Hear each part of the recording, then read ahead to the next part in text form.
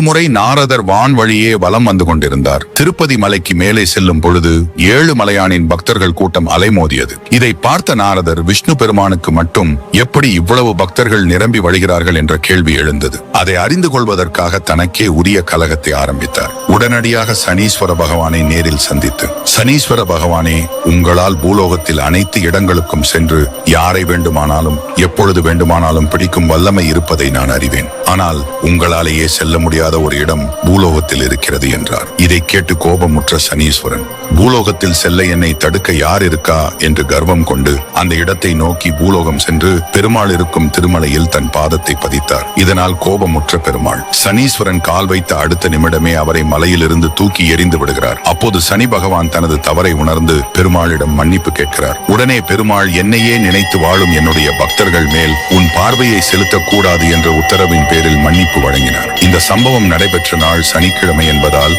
பக்தர்கள் சனிக்கிழமை அன்று ஏழுமலையானை தரிசிப்பது பிரசித்தி பெற்றதாயிற்று.